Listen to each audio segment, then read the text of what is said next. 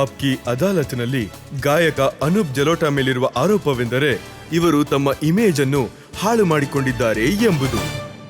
ಅನೂಪ್ ಅವರೇ, 50 ವರ್ಷಗಳಿಂದ ಹಾಡ್ತಾ ಇದ್ದೀರಾ, ಜನ ಇಷ್ಟೊಂದು ಪ್ರೀತಿ ಕೊಟ್ಟಿದ್ದಾರೆ. ಭಕ್ತಿ ಸಂಗೀತದಲ್ಲಿ ನಿಮ್ಮನ್ನ ಭಜನೆಯ ಸಾಮ್ರಾಟ ಅಂತ ಕರೀತಾರೆ, ನಿಮ್ಮನ್ನ ಭಕ್ತಿ ರಸದಲ್ಲಿ ನೋಡಿದ್ದೀವಿ. ಆದ್ರೆ ನೀವು ಈ ವಯಸ್ಸಲ್ಲಿ ನೀವೀಗ ಎಷ್ಟು ತಲ್ಲೀನರಾಗಿದ್ದೀರಾ ಅಂತಂದ್ರೆ,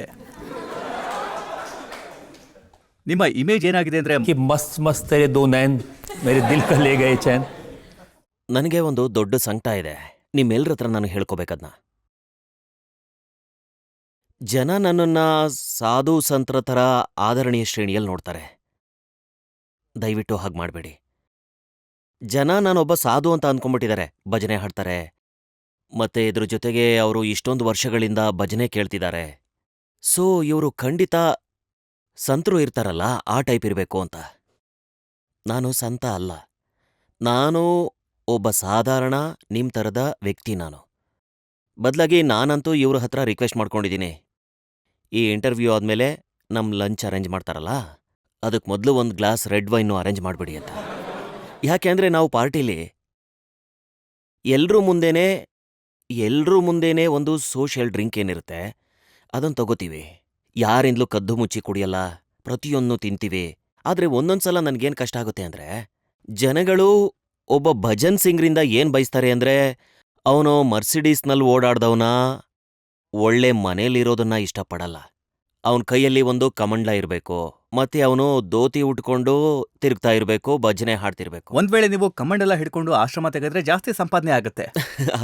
ಆದ್ರೆ ವಿಷಯ ಕಮಾಯಿದಲ್ವೇ ಅಲ್ಲ, ಕಮಾಯಿ ಹಿಂದೆ ಬಿದ್ದವನಲ್ಲ ನಾನು.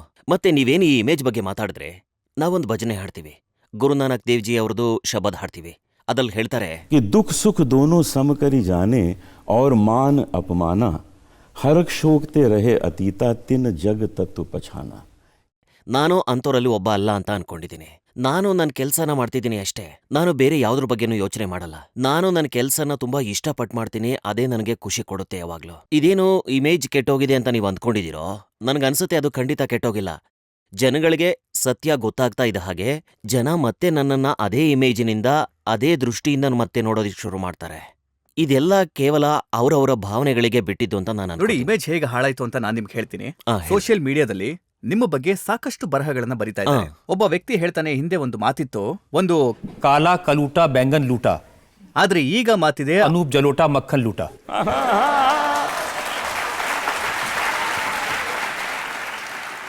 ಈಗ ನನಗೆ ಇದನ್ನ ಕೇಳಿ 2 ಲೈನ್ ನೆನಪಾಗ್ತಾ ಇದೆ, ನಿಮಗೆ ಕೇಳಿಸ್ಬಿಡ್ತೀನಿ ರೀ. मैया मोरी मैं नहीं माखन खाऊं, मैया मोरी मैं नहीं माखन खाऊं. ಇದನ್ನ ಕೇಳಿ ನೀವು ಅದನ್ನೆಲ್ಲ ಮರ್ತೋಗ್ಬಿಡಿ. ನೋಡಿ, ನೀವು ಬೆಣ್ಣೆ ತಿಂದಿಲ್ಲ ಅಂತ ಹೇಳ್ತಾ ಇದ್ದೀರಾ, ಆದ್ರೆ ಅವರು ಗಡಿಗೆನೇ ಎತ್ಕೊಂಡು ಹೋಗಿದ್ದಾರೆ ಅಂತ. ಇದನ್ನ ಪ್ರತಿ ದಿನ ಬರಿತಾ ಇದ್ದಾರೆ. ನೋಡಿ, ಬರೀತಾರೆ, 65 ವರ್ಷದ ಅನೂಪ್ ಜಲೋಟಾ, 28 ವರ್ಷದ ಜೆಸ್ಲಿನ್, 38 ವರ್ಷಗಳ ವ್ಯತ್ಯಾಸ.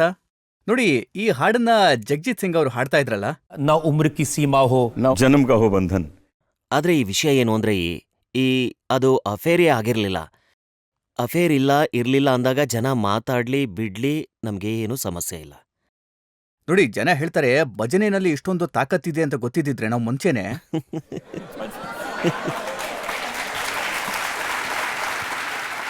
ಆದ್ರೆ ನೋಡಿ, ಭಜನೆಯಲ್ಲಿ ತಾಕತ್ತಂತೂ ಇದೆ, ಆದ್ರೆ ಅದನ್ನ ತಪ್ಪಾಗಿ ಬಳಸ್ಕೋಬಾರ್ದು ಅಷ್ಟೇ. ಅಂದ್ರೆ ನಿಮ್ಗೆ ಭಜನೆಯ ತಾಕತ್ತಿನ ಪ್ರಸಾದ ಸಿಕ್ತಾ? ನಿಮ್ ಮುಂದೆನೆ ಕೂತಿದ್ದೀನಿ ನೋಡಿ. ಭಜನೆ ಹಾಡ್ಕೊಳ್ತಾ ನಾನು ಆಪ್ಕೆ ಅದಾಲತ್ಗೆ ಬಂದಿದ್ದೀನಿ. ನನ್ನ ಪ್ರಕಾರ ಇದೇ ದೊಡ್ಡ ಪ್ರಸಾದ. ನೋಡಿ, ಇಲ್ಲಿ ಒಬ್ಬ ಯುವಕ ಬರ್ದಿದ್ದಾನೆ, ನಾವಂತೂ ಕಾಮಕ, ಹನಿ ಸಿಂಗ್, ಮೀಕಾ ಸಿಂಗ್, ಅರಿಜಿತ್ ಸಿಂಗ್ ಇವರು ಸುತ್ತಾನೆ ಇದ್ವಿ, ಈ ಜಲೋಟಾ ಅವರಿಂದ ಕಲಿಯುವಂಥದ್ದಿತ್ತಲ್ಲ ಅಂತ. ಈಗ್ಲೂ ಬರಕೇಳಿ, ಬರ್ಲಿ, ನಾನು ಹೇಳ್ಕೊಡ್ತೀನಿ. ನೀವ್ ಹೇಳ್ತೀರಿ ಏನೂ ಇಲ್ಲ ಅಂತ. ಖಂಡಿತವಾಗ್ಲೂ ಏನೂ ಇರಲಿಲ್ಲ. ಆಗಿದ್ದೇನೋ. ನಿಜ. ನಾನ್ ನಿಮ್ಗೆ ಪೂರ್ತಿ ಕತೆನೆ ಹೇಳ್ಬಿಡ್ತೀನಿ. ಜೆಸ್ಲಿನ್ ನಮ್ಮಿಂದ 2-3 ವರ್ಷಗಳಿಂದ ಹಾಡು ಕಲಿತಿದ್ದಾಳೆ. ಮತ್ತೆ ಬರೋದೇ ತುಂಬಾ ಕಮ್ಮಿ, ಯಾಕೆ ಅಂದ್ರೆ ಅವಳು ಬ್ಯುಸಿ ಇದ್ದಾಳೆ. ನಾನು ಬ್ಯುಸಿ ಇದ್ದೀನಿ. ಬಹುಶಃ ನಾನು 6 ಸಲ ಅವ್ರ ಮನೆಗೆ ಹೋದೆ, 5 ಸಲ ಅವಳು ನನ್ನ ಮನೆಗೆ ಬಂದ್ಲು, 3-4 ಸಲ ಏರ್ಪೋರ್ಟಲ್ಲಿ ಸಿಕ್ಕಿರ್ಬೋದು. ಒಂದಿನ ಅವಳು ನನಗೆ ಫೋನ್ ಮಾಡಿದ್ಲು, ನನಗೆ ಬಿಗ್ ಬಾಸಿಂದ ಆಫರ್ ಬಂದಿದೆ ಹೋಗ್ಬೇಕು ಅಂತ. ನಾನು ಹೇಳಿದೆ ಖಂಡಿತ ಹೋಗು, ದೊಡ್ಡ ಹೆಸರಾಗುತ್ತೆ ನಿಂದು. ಅವಳಂದ್ಲು ಈಗ ಏನು ಪ್ರಾಬ್ಲಮ್ ಏನು ಅಂದರೆ ವಿಚಿತ್ರ ನೋಡಿ ಜೋಡಿಯಾಗಿ ಹೋಗ್ಬೇಕು, ನಾನೊಬ್ಳೇ ಹೋಗೋ ಹಾಗಿಲ್ಲ ಅಂತ. ಸೊ ನಾನಂದೆ ಯಾರನ್ನಾದ್ರೂ ಹುಡ್ಕೋ, ಯಾರನ್ನಾದ್ರೂ ಕರ್ಕೊಂಡೋಗು. ಇಲ್ಲ ಇಲ್ಲ ನೀವೇ ಬನ್ನಿ. ಇಲ್ಲ ನಾನು ಬರೋದಿಲ್ಲ ಅಂದೆ. ನನ್ನ ಹತ್ರ ಅಷ್ಟೊಂದು ಟೈಮ್ ಇಲ್ಲ. ಆಮೇಲೆ ಅವ್ರ ಪಿತಾಜಿನೂ ನನ್ನನ್ನು ಕಾಂಟ್ಯಾಕ್ಟ್ ಮಾಡಿದ್ರು. ಅವರು ನನಗೆ ಮೊದಲಿಂದನೂ ಪರಿಚಯ. ಇರಲಿ, 2-3 ಸಲ ಮಾತುಕತೆ ಎಲ್ಲ ಆದಮೇಲೆ ನಾನು ಒಪ್ಕೊಂಡೆ. ನಾನಂದೆ ಸರಿ, ನಾವು ಎಂಥ ವಿಚಿತ್ರ ಜೋಡಿಯಾಗಿ ಹೋಗಬೇಕು ಅಂದರೆ ಒಬ್ಬ ಗುರು ಶಿಷ್ಯ ವಿಚಿತ್ರ ಜೋಡಿಯಾಗಿ ಒಳಗಡೆ ಹೋಗೋಣ. ನಾನದನ್ನು ಅವಳಿಗೆ ಅರ್ಥ ಮಾಡಿಸ್ದೆ, ಅವಳು ಒಪ್ಕೊಂಡ್ಲು, ಅವ್ರ ಪಿತಾಜಿನೂ ಒಪ್ಕೊಂಡ್ರು, ಎಲ್ಲ ಮುಗೀತು. ಅದಾದ್ಮೇಲೆ ಬಿಗ್ ಬಾಸ್ ಟೀಮ್ನವರು 6 ದಿನ ಮೊದಲೇ ಜಸ್ಲಿನ್ನ ಅವಳ ಮನೆಯಿಂದ ಎತ್ತಾಕೊಂಡ್ರು, ಕರ್ಕೊಂಡೋದ್ರು. ನಾನು ಸ್ಟೇಜ್ ಮೇಲೆ ಹೋದೆ, ಮತ್ತು ನಾನು ಹೀಗೆ ಲಾಗಿ ಲಗ್ ಹಾಡಿದೆ. ಮತ್ತೆ ನಾನು ಹೋಗಿ ಸಲ್ಮಾನ್ ಖಾನ್ಗೆ ಹೇಳಿದೆ. ಅಂದರೆ ಅವ್ರು ಕೇಳಿದ್ರು ನಿಮ್ಮ ಜೊತೆ ಯಾರು ಬಂದಿದ್ದಾರೆ ಅಂತ. ನಾನು ಹೇಳಿದೆ ಹಾಂ, ನನ್ನ ಜೊತೆ ಜಸ್ಲಿನ್ ಬಂದಿದ್ದಾಳೆ, ನನ್ನ ಜೊತೆ ಹಾಡಾಡ್ತಾಳೆ, ನನ್ನ ಸ್ಟೂಡೆಂಟು, ನನ್ನ ಹತ್ರ ಕಲಿತಿದ್ದಾಳೆ. ಅವ್ರು ಹೇಳಿದ್ರು ಸರಿ ಅವರನ್ನು ಕರ್ಸೋಣ ಅಂತ. ಅವಳು ಬಂದ್ಲು, ಮತ್ತೆ ಅವಳು ಹೇಳಿದ್ಲು ಇವ್ರ ಜೊತೆ ನನ್ನ ರಿಲೇಷನ್ಶಿಪ್ ಇದೆ ಅಂತ. ಈಗ ನಾನು ಎಂಥ ವ್ಯಕ್ತಿ ಅಂತಂದ್ರೆ ನಾನಂದೆ ಹೌದಾ, ರಿಲೇಷನ್ಶಿಪ್ ಇದೆಯಾ, ನಡಿ ಒಳಗೆ, 4-5 ವಾರ ಒಟ್ಟಿಗೆ ಕಾಲ ಕಳೆದು ಬರೋಣ, ನಡಿ ಮತ್ತೆ ಒಳಗೆ ಅಂದೆ. ನಡಿ ಒಳಗೆ ಹೋಗೋಣ, ಹೊರಗೆ ಬಂದು ವಿಷಯ ಏನು ಅಂತ ಎಲ್ರಿಗೂ ಹೇಳೋಣ ಅಂತ ಹೇಳಿದೆ. ಯಾವತ್ತೂ ನಾನು ಹೊರಗೆ ಬಂದೋ, ಯಾಕೆಂದ್ರೆ ಹೊರಗಿನ ಪ್ರಪಂಚದಲ್ಲಿ ಏನು ನಡೀತಾ ಇದೆ ಅಂತ ನನಗಂತೂ ಗೊತ್ತಿರಲಿಲ್ಲ. ಸೊ ನಾನು ಯಾವತ್ತು ಹೊರಗೆ ಬಂದೋ ಅವತ್ತೇ ನಾನು ಬಂದು ಎಲ್ಲರ ಮುಂದೆನೂ ಹೇಳಿದೆ ನನಗೂ ಅವಳಿಗೂ ಯಾವ ಈಗ ನೋಡಿ, ಹೇಳೋದ್ರಿಂದ ಏನಾಗುತ್ತೆ, ಅವರು ರಿಲೇಶನ್ಶಿಪ್ ಅಲ್ಲಿ ಇದೀವಿ ಅಂತಂದಾಗ ನಿಮ್ ಮನ್ಸಲ್ಲೇ ಮಂಡಿಗೆ ತಿಂದಂಗ ಆಗಿರ್ಬೇಕಲ್ಲ. ಆಹಾ ಅವರು ಲವ್ ಡೇ ಅಂತ ಹೇಳ್ತಾ ಇದ್ರು, ನೀವು ಭಜನೆ ಹಾಡ್ತಾ ಇದ್ರಿ, ಮತ್ತೆ ನೀವು ಅಲ್ಲ, ಅವ್ರು ಗೊತ್ತೇ ಆಗ್ಲಿಲ್ಲ ಅಂತ. ಅಲ್ಲ, ಅವ್ರು ಹೇಳಲಿ ಬಿಡಿ, ಅದೇ ಅವ್ರು ಹಾಡೋ ಸ್ಟೈಲು. ಅವ್ರ ಹಾಡು ಏನಿದೆ ಅದರಲ್ಲಿ 70% ಗ್ಲಾಮರ್ ಫ್ಯಾಕ್ಟರ್ ಇದೆ, ಅದ್ರ ಜೊತೆಗೆ 30% ಸಿಂಗಿಂಗ್ ಸ್ಟೈಲ್ ಇದೆ, ಅದು ಅವ್ರ ಸ್ಟೈಲು. ಸೊ ಅವ್ರು ಹಾಡ್ಲಿ ಬಿಡಿ. ಮತ್ತೆ ನಾನು ಅವ್ರಿಗೆ ಇದೇ ಸಲಹೆನೆ ಯಾವಾಗ್ಲೂ ನೋಡಿ, ನೀವೇ ಹೇಳಿದ್ರಿ ಅಲ್ಲಿ ತುಂಬಾ ಸುಂದರವಾಗಿ ಹಾಡಿದ್ರು, ಸುಂದರವಾಗಿ ಡ್ಯಾನ್ಸ್ ಮಾಡಿದ್ರು. ನೀವು ಮೊದಲನೇ ಸಲ ನೋಡಿದ ಡ್ಯಾನ್ಸ್ ಅನ್ನ ಅಥವಾ ಮೊದಲನೇ ಸಲ ನೋಡಿದ್ದು? ಖಂಡಿತ ಫಸ್ಟ್ ಟೈಮ್. ಮತ್ತೆ ನಾನು ಅವಳಿಗೆ ಸಲಹೆ ಕೊಟ್ಟಿದ್ದೆ, ನೀನು ಸಿಂಗಿಂಗ್ನ 70% ಇಟ್ಕೋ, 30% ಗ್ಲಾಮರ್ ಇರ್ಲಿ, ಆಗ ನಿನ್ನ ಹಾಡು ಹೆಸರು ಮಾಡುತ್ತೆ ಅಂತ. ಮತ್ತೆ ಇದೇ ಸಲಹೆನೆ ನಾನು ಅವಳ ತಂದೆಗೂ ಕೊಟ್ಟಿದ್ದೆ. ರಿಲೇಶನ್ಶಿಪ್ ಇರ್ಲಿಲ್ಲ ಅಂತ ಇವತ್ತು ನೀವು ಹೇಳ್ತಾ ಇದ್ದೀರಾ? ಇಲ್ಲ, ಆದ್ರೆ ಖಂಡಿತ. ನಿಮ್ಗೆ ಅಲ್ಲಿಗೆ ಹೋದ್ಮೇಲೆ ಗೊತ್ತಾಗಿದ್ದ? ಯಾವ ವಿಷಯ?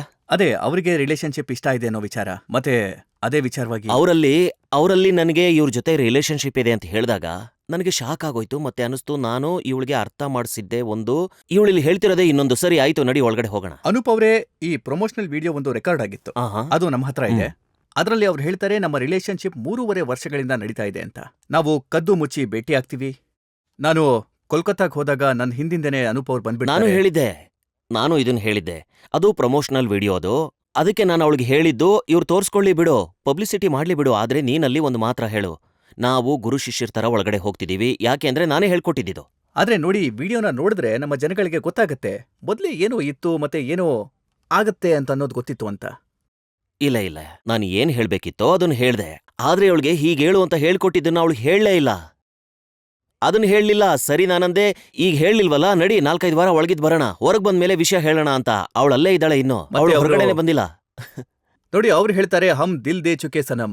ಹೇಳಿ ಬಿಡಿ, ನನಗೆ ಆಸೆನೇ ಇಲ್ಲ, ಇಂಥ ಇಚ್ಛೆನೂ ಇಲ್ಲ ನನಗೆ. ನಾನಂತೂ ಇನ್ನು ಮುಂದೇನೂ ಅವಳಿಗೆ ಹಾಡೇ ಹೇಳ್ಕೊಡೋದು, ಅವಳು ಹೊರಗೆ ಬಂದಾಗ ಸಂಗೀತನೇ ಕಲ್ಸೋದು. ನೋಡಿ, ಜಸ್ಲಿನ್ ಸಿಕ್ಕಿದಾಳೆ, ಆಸ್ ಸ್ಟೂಡೆಂಟ್ ಸಿಕ್ಕಿದಾಳೆ, ಮತ್ತೆ ಯಾವಾಗ್ಲೂ ಆಗಿರ್ತಾಳೆ, ಯಾವಾಗ್ಲೂ ನಮ್ ಜೊತೆ ಹಾಡ್ತಾಳೆ. ಸಂಬಂಧ ಏನು ಅಂದ್ರೆ, ನಾನು ಮತ್ತೆ ಜಸ್ಲಿನ್ ಅವ್ರ ಫಾದರ್, ನಾವಿಬ್ರು ಸೇರಿ ಇವಳು ಮದುವೆಯಲ್ಲಿ ಇವಳು ಕನ್ಯಾದಾನ ಮಾಡ್ತೀವಿ. ಇದು ಸಂಬಂಧ, ಇದೇ ಸಂಬಂಧ.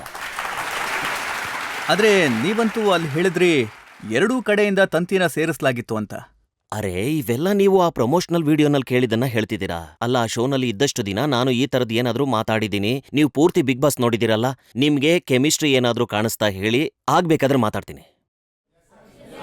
ಓಕೆ, ನೀವು ಎಲ್ಲಿ ಕಾಣಿಸ್ತು ಹೇಳಿ?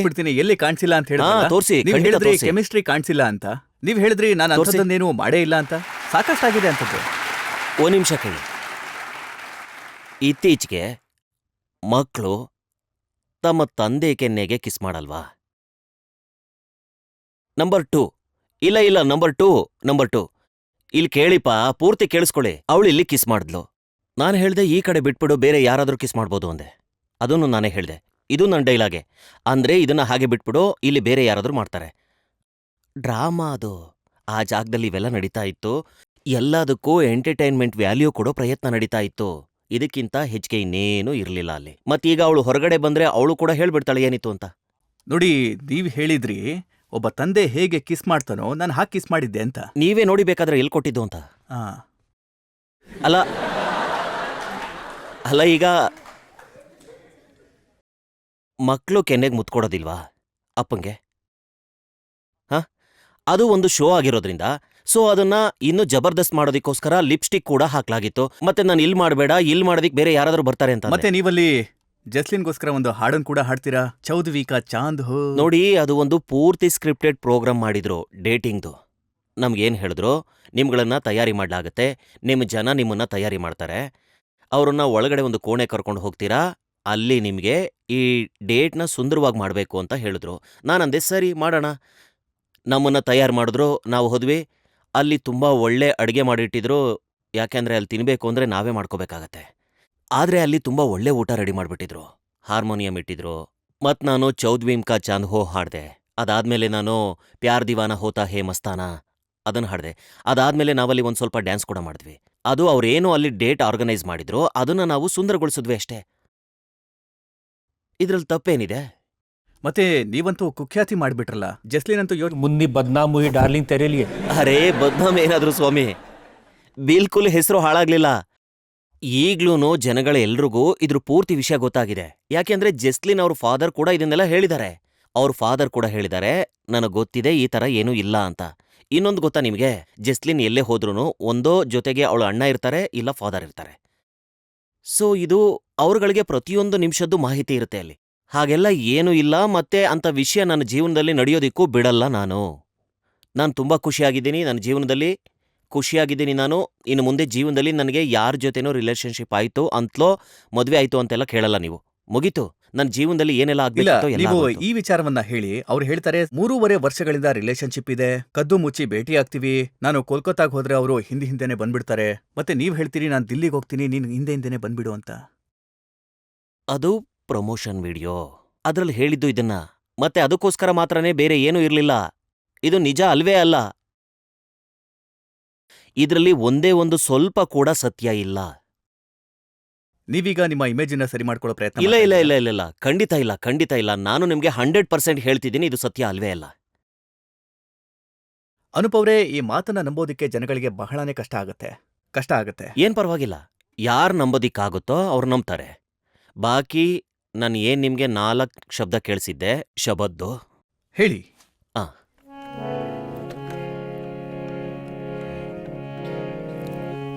साधो मन का मान त्यागो, काम क्रोध संगत दुर्जन की, ताते अहनिस भागो।